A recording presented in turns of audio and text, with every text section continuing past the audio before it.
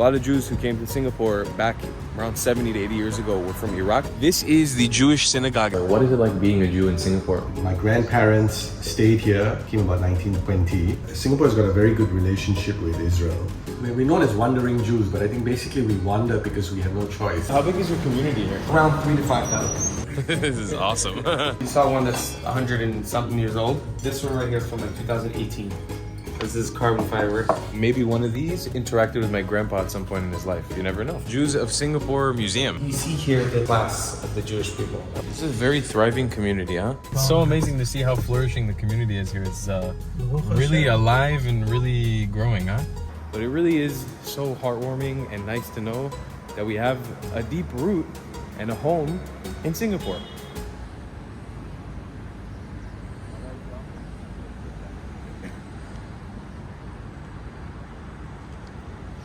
Good morning, ladies and gentlemen, and welcome to Waterloo Street here in the city-state of Singapore. I'm joined by my friend Moshe.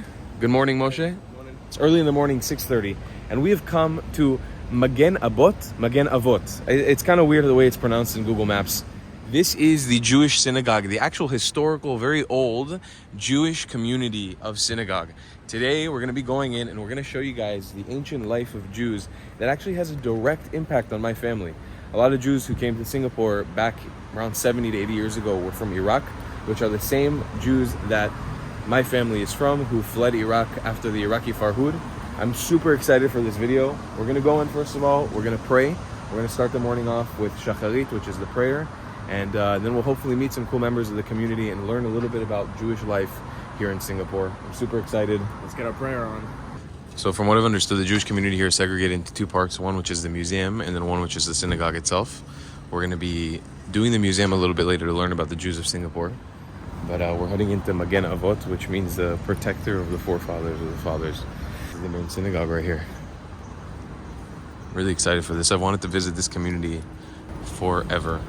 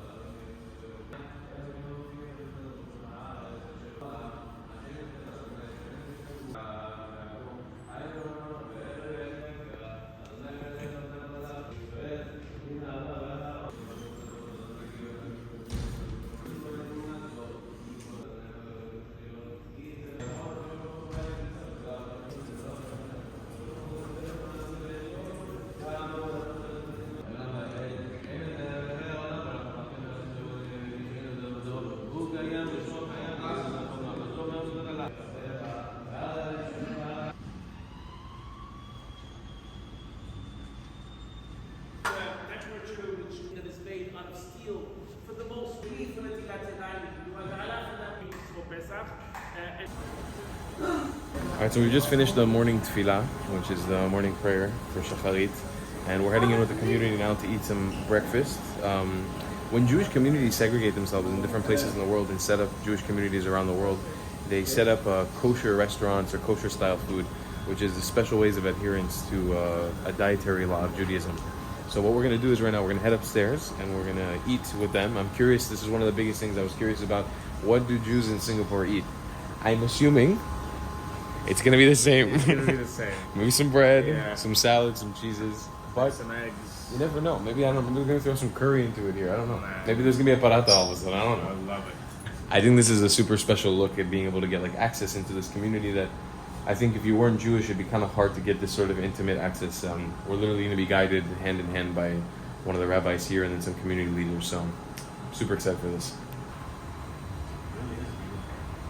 So we're heading up to a Wafi restaurant and the Beit HaMidrash. What is the Beit HaMidrash, Moshe? Because I forgot I put you on the spot. It's the, I don't know. Thank you. We're going to walk into it.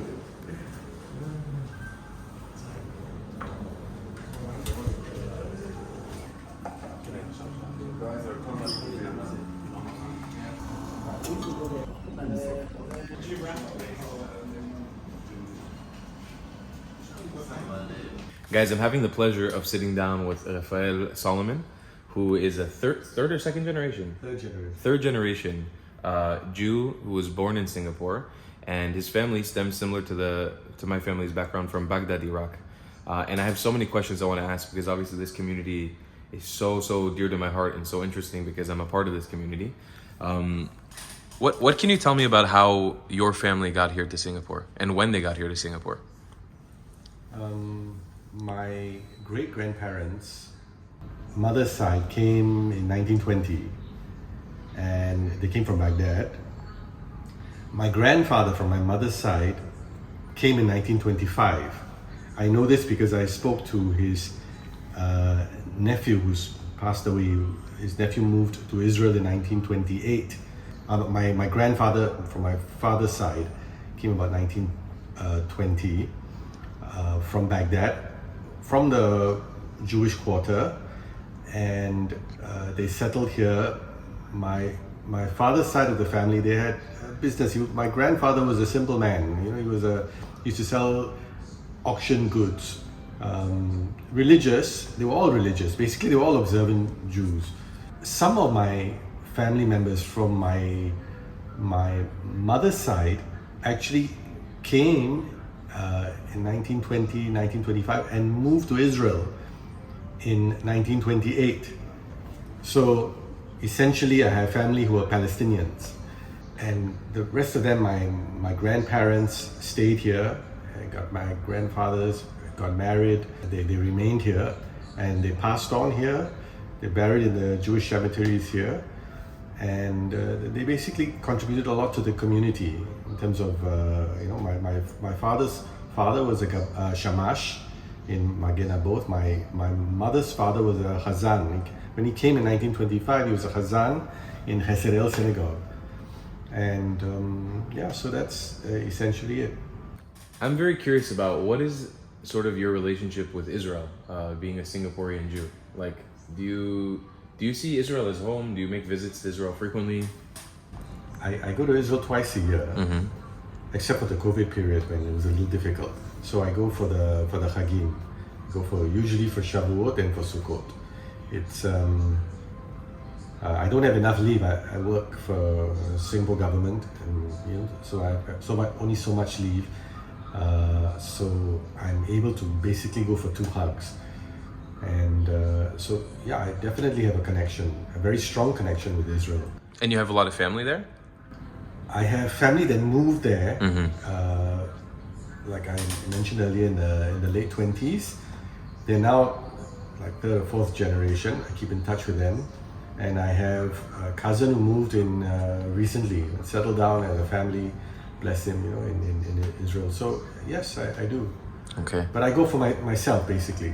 I go there because I myself am connected with the land.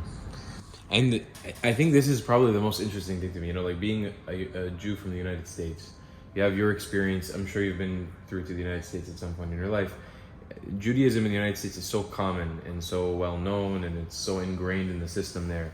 But I have to ask, what is it like being a Jew in Singapore? What has it been like growing up here as a Jew? Do people know about this community? Are people generally aware? It's a small city, so I'm assuming that, or it's a big city but a small country, so I'm assuming a lot of people are aware of the Jewish community. But are there racial stereotypes? Does it feel safe? Do you feel protected by the country here as a Jew? The Jews in Singapore are very small and always have been very small, but actually played an extremely large role politically, economically, even today. So in terms of politics, one of the big political players in the early pre-independence years was David Marshall. Not only was he a very renowned lawyer, very well known, he was also the first chief minister prior to independence. He was one of the founding members of the Workers' Party, which is a well-known opposition group, opposition political party. But the point is, they contributed a lot in terms of politically, in terms of economics. We have Jacob Ballas, who was chairman of the Stock Exchange of Singapore and Malaysia at one point. And families have contributed a lot in terms of considering the size of the population, it's the Jewish contributions far exceed the numbers. In terms of growing up, we were very blessed. Singapore has got a very good relationship with Israel in terms of economics, in terms of, I think the early political leadership saw a comparison between Israel and Singapore in terms of its size and its geopolitical exposure. So there was a good working relationship. There was, diplomatic relations were set up very early in Singapore's independence. Singapore's relationship with Israel has been very, very good. In terms of the Jews living in Singapore, Baruch Hashem, there's virtually no anti-Semitism. We're allowed to practice our religion. We have synagogues that are allowed to operate freely. And so I think it's a very conducive environment considering we're in diaspora. How much of the communities rising here, I know that you were saying your personal family experience wasn't all to do with like anti-Semitism in Iraq and Baghdad. It was actually people moving here purposely or to get to the state of Israel. But like, how much of the Jewish community here, especially the Iraqi lineage of it, has to do with being kicked out of Iraq? Or I don't have enough information about that. So I don't think I think a lot of the Jews left Iraq during that time because there was political instability. And you can see because a lot of the communities in Asia started to thrive in the early 1900s because they were basically driven out. They found that it's just not a place to stay any longer. Mm-hmm. So if you look at the communities, the then communities in Rangoon, in Hong Kong, in Singapore, and in Shanghai, you find that the synagogues that still exist were built about the same time in the early 1900s. Ohel Leach in Hong Kong was built, I think, in the very early 1900s. Hasidic was built in 1905. Magen Aboth here is 1878. So it's basically 1878. 1878, yeah. Synagogue in Rangoon in Yangon, also thereabouts the same time.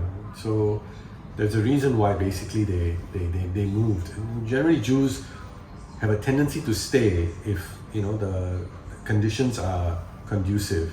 We're known as wandering Jews, but I think basically we wander because we have no choice. We keep getting kicked out. Yeah, either we leave or we get kicked out. Right. There was a lot of movement during that period, and I think it's because conditions in Iraq were just not conducive anymore. Right. Yeah, that was a personal experience of my family during the Farhud in the 50s. Just one day they lost everything and ended up in Israel. Yeah. Okay, this is the last question, to me the most important and fun one. As I've grown up, I've come to learn and come to really accept the Iraqi identity within, especially my family's history, whether it's the food or the music or the different blessings and the dialect. How much of that is preserved? Is with you or with the community here? Do you guys eat kubaselek? Do you guys this or pray in the Iraqi dialect ever? Do you speak the Iraqi dialect ever? In terms of food, I think it's pretty intact. We just had there's a member of the community, Rose Benjamin, just recently published a book on Iraqi food. So there's an attempt to keep things going. And in terms of food, that tends to last a lot longer than other aspects of culture. We have distinctive Iraqi food. Some of it is mixed with Indian influence. Oh, that's cool. Because I think what happened was just prior to the war, a lot of Jews managed to escape to India. They were there for about 4 or 5 years, and it's an opportunity. And basically, the men stayed behind. A lot of them became prisoners of war, but the wives left with the children, and they learned some of the Indian cuisine, and they brought that back with them. So we have chakla bakla, which is like pickles, pickled mangoes, and some other aspects which have got Indian influence. That's very intact. In terms of the lingo, unfortunately, aside from a few Iraqi swear words, it's lost on most of my generation. And I really, really I feel very sad. I wish we had taken the opportunity to learn, and to be able to interact with our parents or grandparents in Arabic. My great grandmother used to speak to me in Arabic. My grandmother used to speak to me in Arabic and a little bit of Malay, which was like the lingua franca of Singapore in the earlier days. But unfortunately, the language is lost on me. And music? Also no. Also, very little. Okay. Unfortunately. But Cuba, the most important thing. The Cuba is consumed. Cuba, it's kebab. Yeah. That's how my grandmother used to pronounce it. Yeah. And hamim. And Khamim, amazing. With a mim Sophie. Okay, so you guys are doing things right here. I'm not worried. That's good. Okay, guys, so we've bounced back out to the outside of the synagogue. We met up here with Meir. Hello. Who is an amazing American Israeli just like us. And you live here in Singapore? I do for the year. For the year? For 1 year. So yes. what is that? Before we get into everything about the synagogue, what does that actually mean that you live in Singapore for a year? So, part of Chabad. So it's basically, so it's a sect The in best, by Judaism. the way. That's Chabadist fam. You know? We love Chabad. Yeah. So it's a sect in Judaism that basically focuses on outreach mainly. And after school, it's like at around age 20, we go around and we get a bunch of different options of where to go. Like 4 or 5 different options around the world to do outreach and help the rabbis out. So I chose Singapore along with like 4 of my friends. And yeah, it's awesome here. Just out of curiosity, what were the other options? Like where else could you have gone? Australia, South Africa, Florida. Israel. California. Good choice. Right? Good choice skipping Florida. Yeah. California and yeah, maybe 1 or 2 more. Do you consider yourself kind of like an out of the box person? Like Singapore is far from Brooklyn. So that's the thing. In Chabad, there's no such thing as out of the box. Uh-huh. Everybody's kind of does whatever. Singapore is. There's no difference between the shluchas of Singapore and the shluchas of New Jersey. Amazing. Same thing. So I just chose. I happened to choose here. I'm saying it's all about what I could do here. So Cool. I saw that I could do a lot of work here. So that's what I. Well, I'd love if you can to give us a little bit of a tour of the area, because I know it's 2 different buildings and you guys have another synagogue somewhere else. Okay, so this right here is called Magen Aבות. This was built in 1879. This was built because the original synagogue, which was built in 1841, was getting small. So they built the synagogue. This right here is the JBC. This was built in 2007. So this is built way later on. Then you have another synagogue here, which is called Chesed El. It was built in 1905. That was built by McLaren, actually. It was a guy that is like the most iconic Jewish person in Southeast Asia. His name is Sermon Al-Shemer. So this guy basically wanted to make a synagogue in his backyard. He was copying a guy in Hong Kong who also did that, a very wealthy Jew who did that also. So they built a beautiful synagogue, one of the nicest synagogues I've ever been to in my life. It's gorgeous. It's 10 minutes away from here. But this is the main synagogue. This is where every single day we have a minyan. There's programs, there's kids programs, there's students that come here that are Jewish, so we have student programs. And how big is your community here? How many members strong is there? We got like 30 different answers, so I actually don't know the exact number, but around 3,000 to 5,000. 3,000 to 5,000. Yeah. That's amazing. It's really good. That is incredible. Yeah. Wow, that's super cool. So this is a main question that I had, and that might be a dumb question for a Jew to ask, but I'm curious. No, sure. Because like when I came in here and we see this beautiful synagogue, it does feel like any other synagogue in the world, like in an amazing way. Yeah, it's beautiful, it's amazing, but it feels like I walk in here and I know what I'm doing. I feel like home, the sidurs are there, the exact sidurs that I have in my Chabad in Florida, the talit is the same, everything. Is there anything that they do different here in Singapore, custom-wise, through the ages, because it's an old community? Right. Is there any blessing different, any zmira that's different, anything different that they do here than anywhere else in the world that you've experienced? The prayers are all the same all around the world, unless, there's a different, like a Sephardic or Jewish person, or Right. Ashkenazi, depends where you come from Europe, the Middle East. But over here, there could be different tunes that are, 100 years old, but I didn't really see anything very much, sticking out. It was kind of the same, in a good way though. That's good. Yeah. That's good. It means consistency. Exactly. Okay, I'm curious, for the uninitiated on my channel, a lot of people, I'm assuming, don't know what a inside of a synagogue looks like, and this is probably the first time we're having an opportunity to really explore one. Can you give us a little walkthrough of Yes. somebody who's very familiar with this environment. So this is, we come here every single day, 3 times a day, 3 prayers in the morning, in the afternoon, and the evening.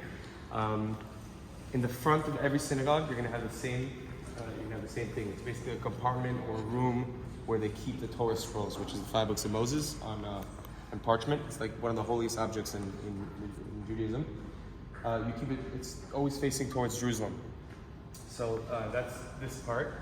Up here, many different synagogues, have different designs, but this one right here has the women's section where the women pray is up there. Sometimes, synagogues have it in the front, in the back, and the side.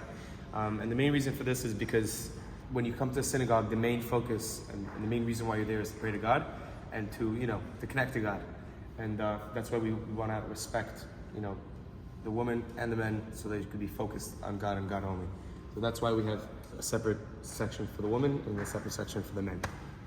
The reason why it's up here and the men aren't up there and the women are, some people say, yeah, but why don't the men go upstairs? Well, the reason for that is because simply, women don't have to pray 3 times a day like men do. So it's used mainly by men. And the reason for that is because women in Kabbalah it says this, in Torah it says this, women have a higher spiritual connection with God that doesn't get, affected if they don't pray. They have something natural and something consistent. By men, it's a little different. We have to keep it up. We have to keep the connection, and it could get a little, washed off, I would say. But that's why we have to come here every day, 3 times a day, and pray. Is that also because of the time-based? Exactly. Yeah. So certain commandments, the 613 commandments that are time-based, then the men have to do that, and the women don't have to do that. From it, yeah. They're exempt from it. Like putting on the phylacteries, which is a religious, thing that every man does on top when he passes the age of 13. And this is consistent in every synagogue you'll go to in the world. And the One Kodesh is where our holy book is held. You can see here a depiction of the 10 Commandments. Damn, you guys are loaded.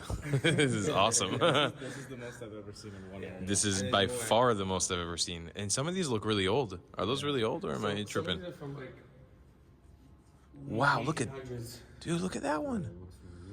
Man, this is a rich Jewish community. Not like I'm not talking all of them. financial. There's This is like 36. There's 36 of these. wow. Over here you have 30, but you have a couple upstairs in the synagogue upstairs. This These are all is Spartan. amazing. Because it's Iraqi Jews represent, baby. What's up? This is amazing. I've been Some to a of these lot are of from Iraq. synagogues. Oh, really? Yeah. Do you know which ones? Would you be able to tell? Let's see. Man, this is so cool. Listen, this is amazing. I think this one's from Iraq. It's got a little bit of an Ottoman design. It could Yeah, this definitely is be. the Iraq one. Also, What about this one? This one might be too, no? This one- I This don't- literally looks like the top of a mosque.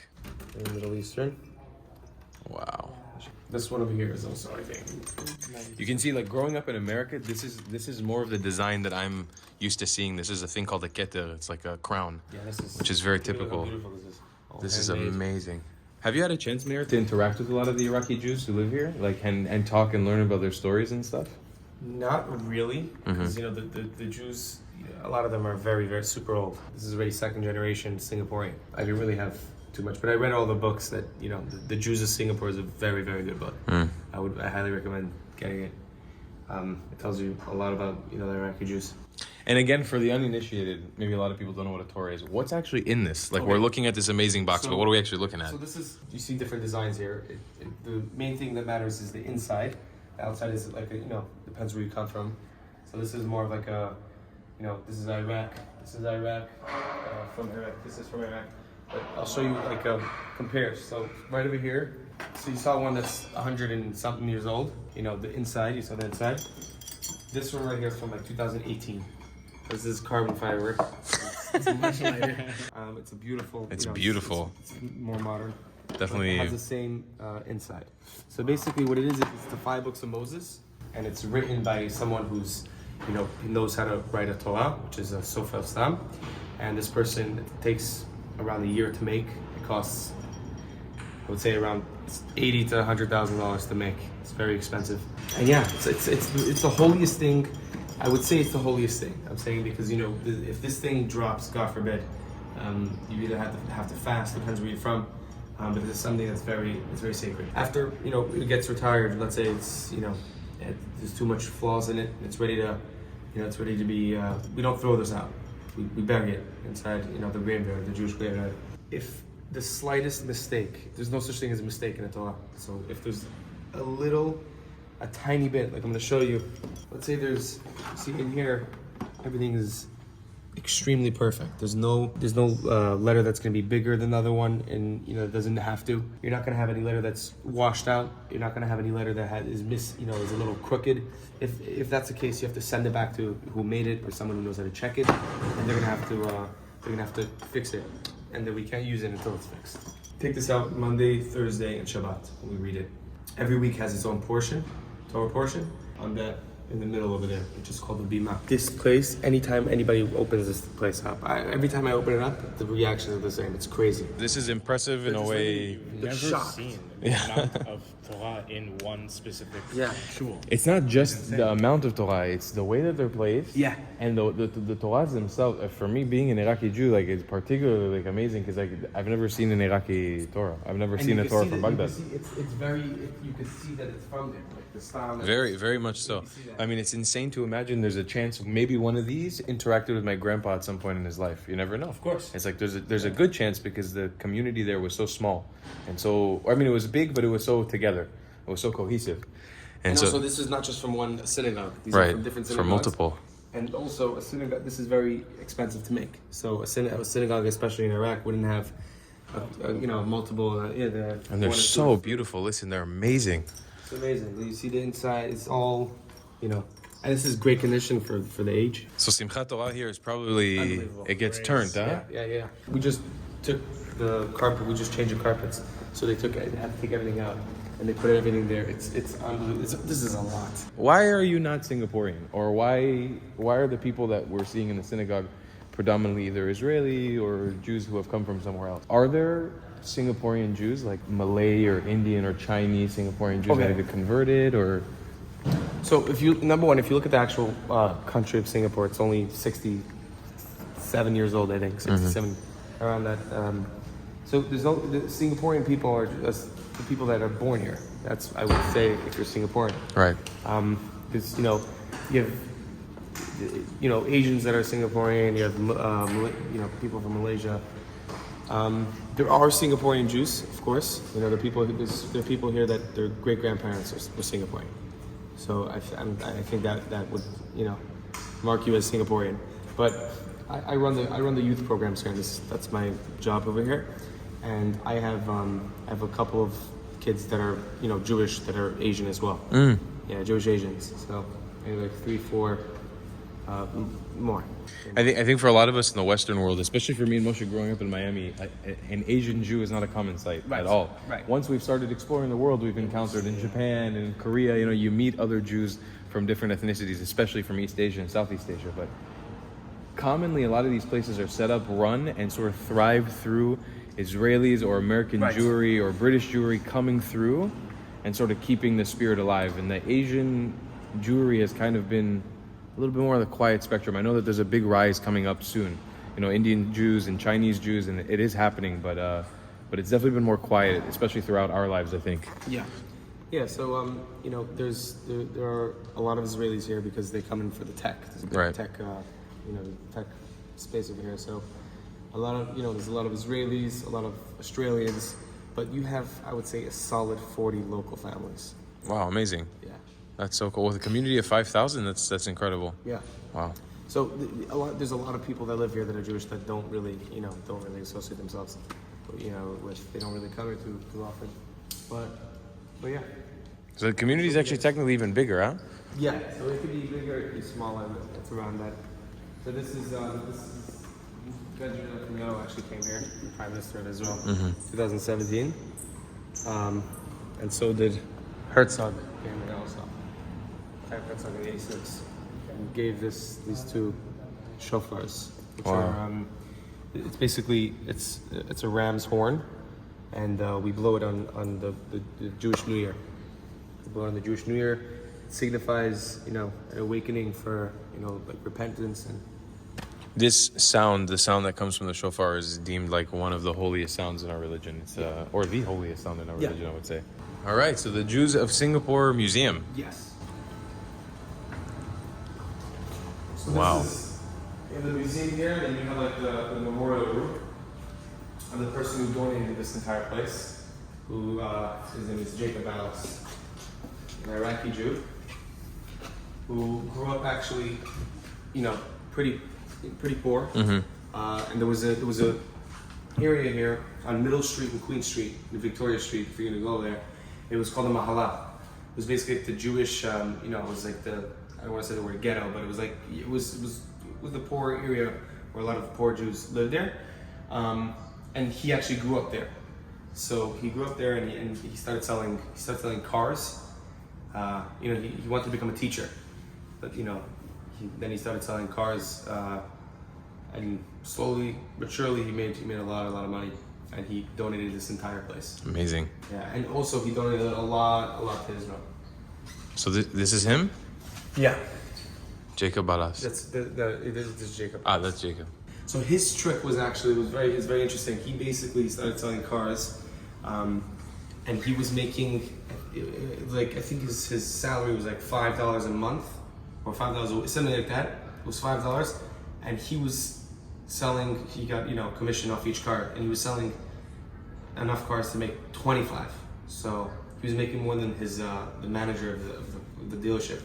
So his trick was he started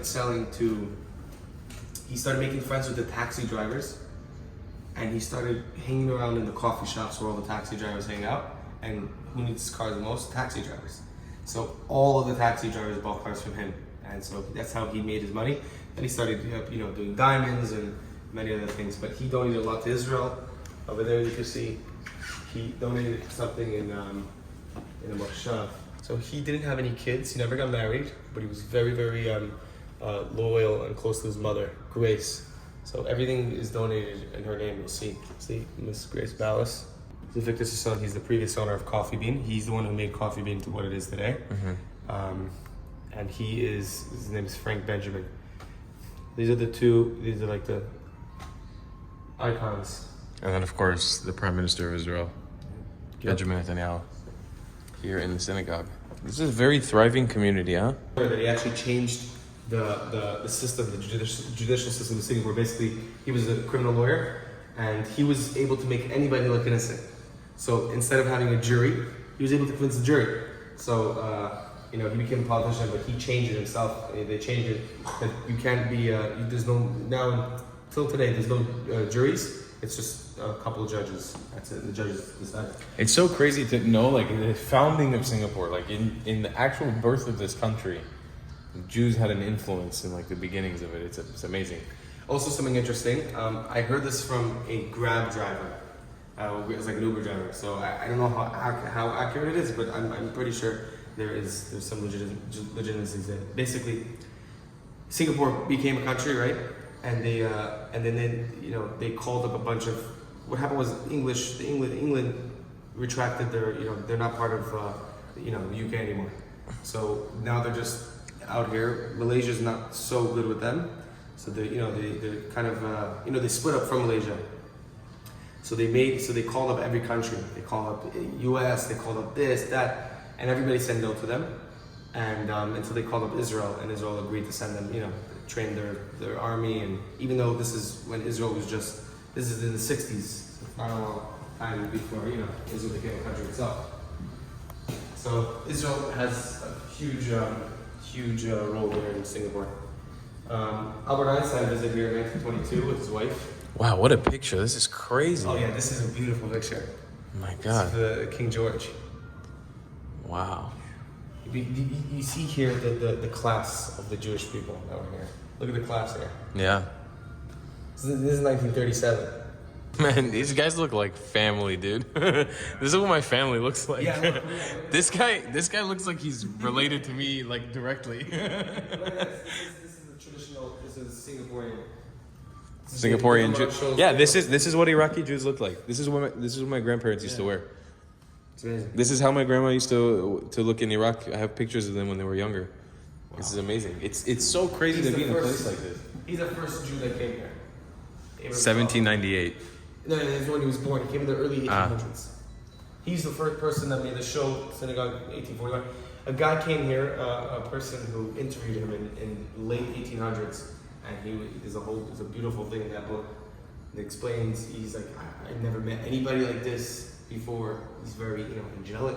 Here's Sir Nashamer, the icon of. So wait, he opened Magen Avot? He was one of the people that opened Magen Avot. Yeah. Wow, that's crazy. So this is Sir Nashamer. This is the icon of Albert Einstein came and visited this community in 1922 with his wife. Wow.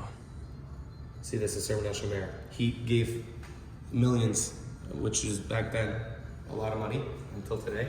He gave a lot of money to Israel because Albert Einstein was like he was a fundraiser for the Zionist movement. What else? This is the Baghdadi family. This looks like you.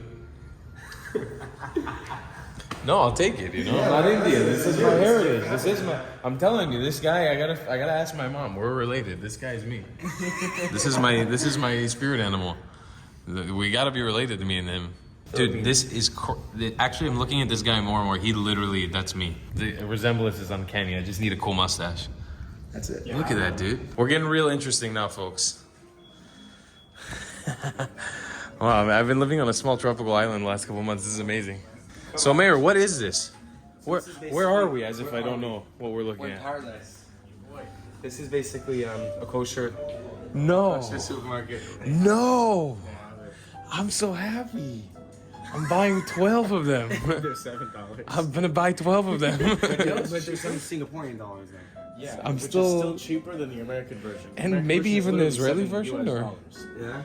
Oh, I was literally telling you to bring me this from Israel now. Yeah, you could have brought it So here. amazing. Okay, yeah, sorry for cutting you off. no, you're good. I got excited. Wine Hermoso. So what is this? This is a kosher supermarket. Kosher is we people that keep kosher can't eat anything that's made by a non-Jewish person. So anything that's cooked by a non-Jewish person, it has to be kosher animals also slaughtered in the kosher way, and anything from candy to biscuits. It doesn't matter if it doesn't have any non-kosher ingredients, so to speak. It has to be made in a factory that either a rabbi is watching 24/7, or if a person if it's made in a Jewish home. So all of these products you can't get this anywhere else in Singapore. This is brought in specifically for from Israel. This is rare. These are rare items. And you can see walking through here, I mean, there's a lot of brands that we in Israel eat on a regular basis. I'll show you guys some examples. Like, what do we have? These are like chocolate wafers. This is a really popular candy brand called Click or Reva Lesheva. This is one of the most amazing things you can ever put in your mouth. It's delicious. These chocolate wafers. This is not an Israeli brand or a Jewish brand by chance, but the way that you make it kosher, per se, is by looking for the OU. You see that right there? OUD means it's kosher and dairy. So that's what Jews around the world, when they're shopping for products, for grocery products, they can look on the label and they can tell. Here's another brand, Snyder's from Hanover. That's they sell pretzels and stuff. You can see that U inside of a circle means it's kosher, and a Jew can generally eat this stuff. Same thing for all these products. So if you come to a kosher supermarket, that's what you're going to find in here. Just kosher products that Jews can consume, that Jews can eat. And we've got everything here from canned vegetables, tuna. This is literally tuna from Israel. In Hebrew, Starkist tuna. Oh my God, our cereal from Israel, the best ever. We've got beef. Wow, we've got kosher beef. Oh my God. This is so exciting. And you guys have just one more thing here. Just wanted to show, this is like, I don't know if paraphernalia is the right word, but Jewish paraphernalia. These are all the different important things to a Jewish household. The mezuzah, which you can put on your door, which you need to put on the door of a Jewish house. Evil eye, the hand. Yeah, you have kiddush cups for Shabbat. You've got this for doing netilat yadayim, which is when you cleanse your hands. So these are all important items that every Jewish house usually has. Oh, This is the food for Passover. my Lord. Wow, look at this. In Singapore, huh? Yeah. Who would have thought? Who would have thought? I should explain what we're walking through right now. Yeah, so basically, you know, not only we have to have kosher food, but there's a holiday that we eat only certain foods that don't have any bread in them. Zero bread. So this is basically all the food that is without any bread whatsoever. And it's really important during this holiday of Passover. We segregate the foods that do and that do not. For the most part, we clean or cleanse our houses from any of the foods that do have that.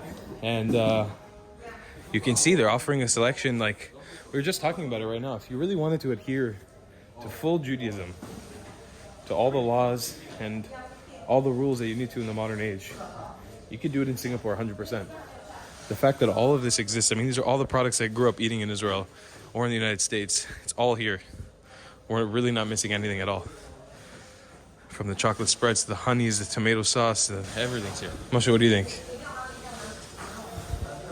Makes me not ready for Pesach, man. I don't want it to come. We don't even know where we're doing Passover, Yeah. huh? It's my least favorite holiday. We're gonna be in some random mountain in Thailand in a few weeks, hating our life because all we can eat is rice. Literally. That's what happened to us in Japan. Yeah, no noodles. No noodles. We can't eat anything in Passover. Noodles. All right, folks. I want to introduce you guys to. I didn't ask you this question yet. Are you the main rabbi of Singapore, or are you? I'm a second rabbi. Second- Chief rabbi, and I'm another rabbi, Rabbi Netanel Rivni. There you go. And 16 years in Singapore, Baruch Hashem. Amazing. And when did you move here? What year was it? 2006. 2006. Was it very different when you moved here till now, especially with the Jewish community? Different and the same. Baruch Hashem, in many ways the same, and in some ways different, because we see some growth in the community services, in the community people that we have. We see definitely an amazing flourish with the community, and in some other areas the same, because we want to keep to the same tradition. We want to stick to the same customs, but at the same time having new people that join us make a huge difference. Corona shaped us a lot, and get the people close to one another. Thank God. And where are you from originally? How did you end up here in I'm Singapore? from Israel. From Israel. Yes, and Rabbi Abajel that came here 28 years ago was looking for assistant rabbi and someone to deal with the youth and the Shiva boys that we're having and activities. And he came to where I was back on the day, just got newly married, looking for a place to do shlichut, to be a Chabad shaliach. I was interviewed in different communities, and when Rabbi Abajel interviewed me to Singapore, I find that it's the right match for me and for the community.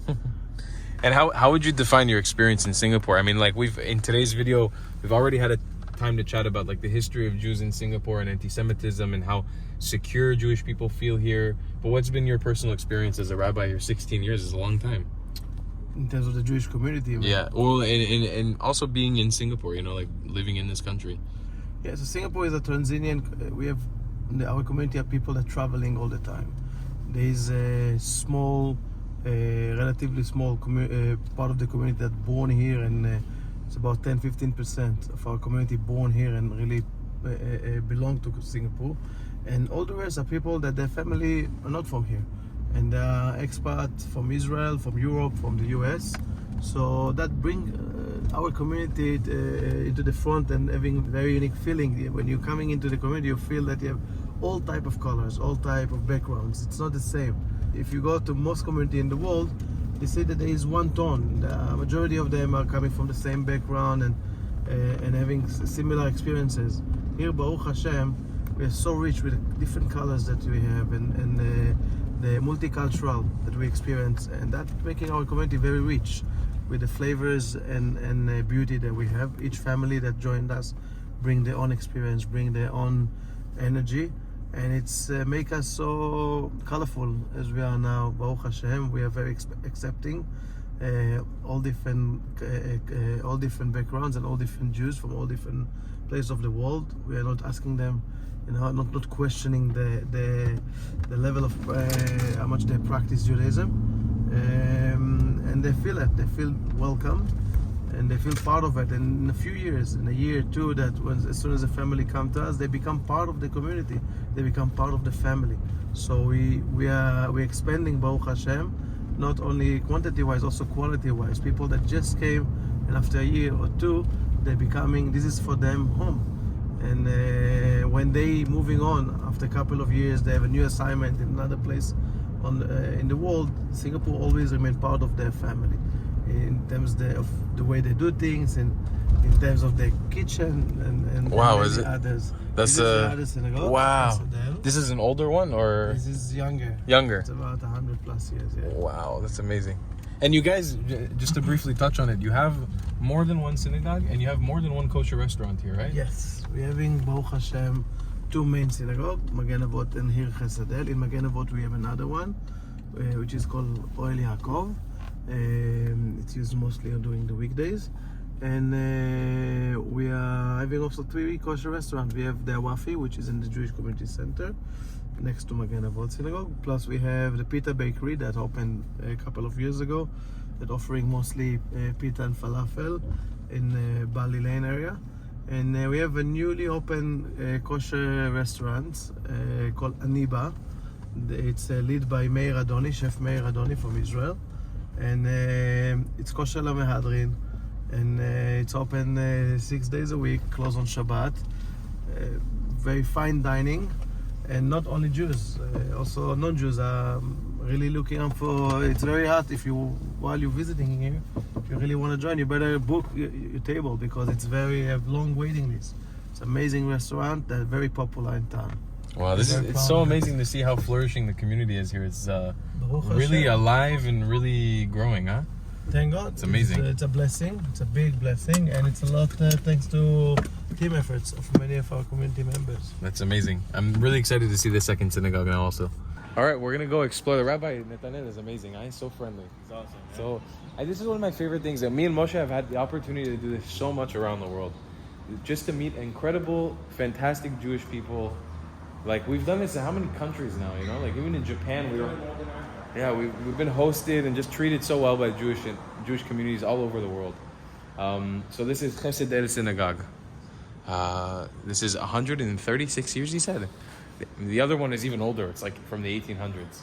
But let's enter. Let's take a look here. I don't know if there's anybody in here. There shouldn't be anybody in here right now during this time. Wow. That is beautiful.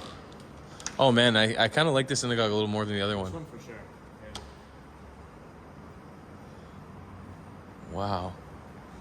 So, you know, there's no reason to repeat the same beats that we already spoke about. But you have the same setup here. This is where the Chazan would stand. You have the Torah area.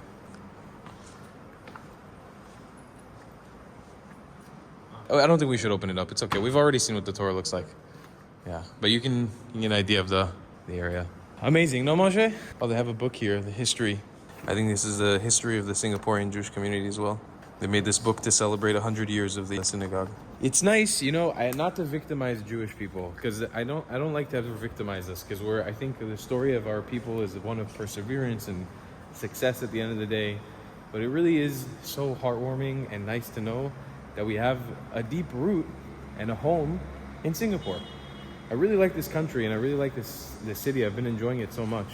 And just knowing that we as Jews can come here and feel safe being ourselves and praying here and existing here and doing all the cultural things that we love to do as Jews in a country like this, in an area which is not so welcoming to Jewish people, right? Like countries like Malaysia and Indonesia, they don't really welcome Israelis or Jews for the most part. It's nice to know that in a place like this, so close to those places, we have a home and we can feel safe. It's really amazing. I think we've done a really great walkthrough of the Jewish community here. It's time to eat some food. Oh yeah. So I don't think we're gonna go to the more fancy restaurant that the rabbi was mentioning to us, but we will check out the pita spot and we will check out the restaurant inside of the synagogue. So let's head to one of them now.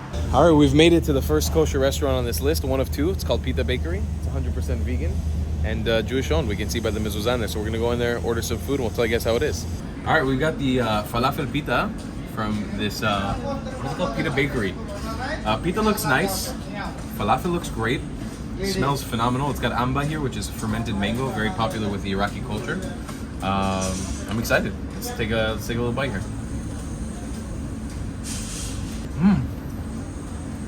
Wow. Gosh darn, that's amazing. I'm not the biggest fan of falafel.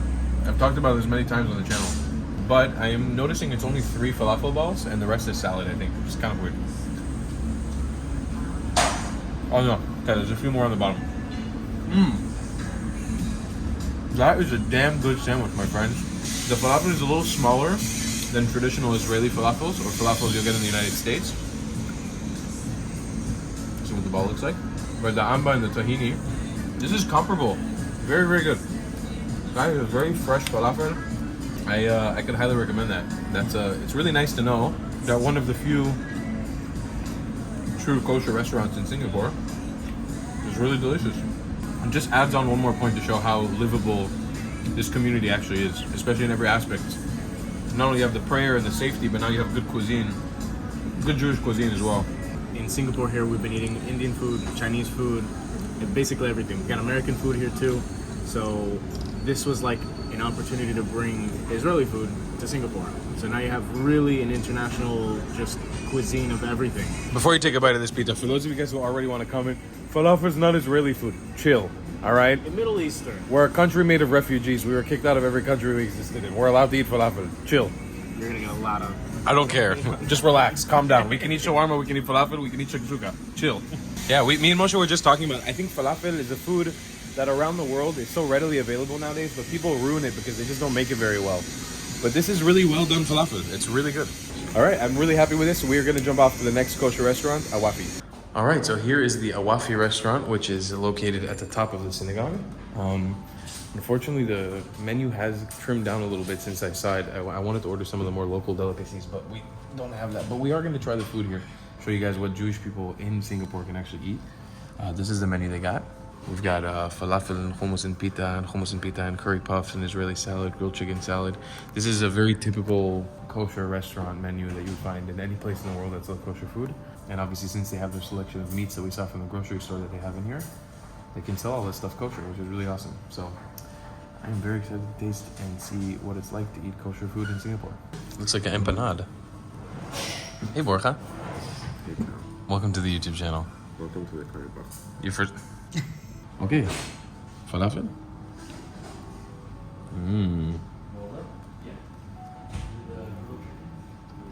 The hummus is good. Wow. It's great falafel. Just like the last place. That's good. Hummus is good too. Yeah. Yeah, it's nice. I'm excited to try this. The curry puff. Cilantro. Here's a problem with cilantro for some reason. So we got, it looks like a sweet and sour sauce.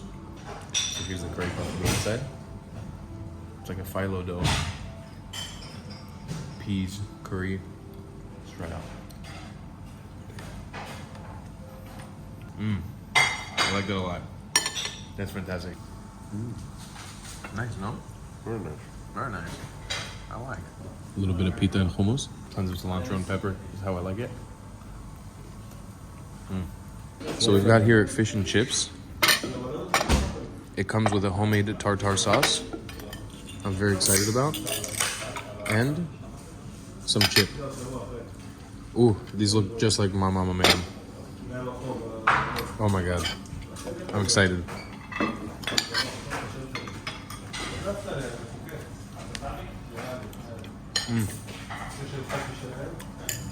Fantastic. Can I be here? We're Jews, we're harmless. I got excited and started eating like crazy, but the food here tastes like very homemade. I really like it. It reminds me of food my mom would make at home. It's really, really nice, the schnitzel. But especially these fries. When I want fries somewhere in the world and I want them to take me back home, this is it. These fries are so reminiscent of fries that you would get anywhere in America. Going to like a pizza shop or a shawarma shop that's kosher. They're like kind of floppy, really sweet. Just amazing. Guys, what a day. We got to really in-depth explore this Jewish community here in Singapore. Super, super cool. Beautiful building, beautiful history, beautiful people. Thanks for joining, lads. I had a blast. Singapore is awesome, and we got some more cool episodes coming from this amazing city, this amazing country, real soon. So keep an eye out, and we'll see you guys in the next one. I love you long time. Goodbye, lads.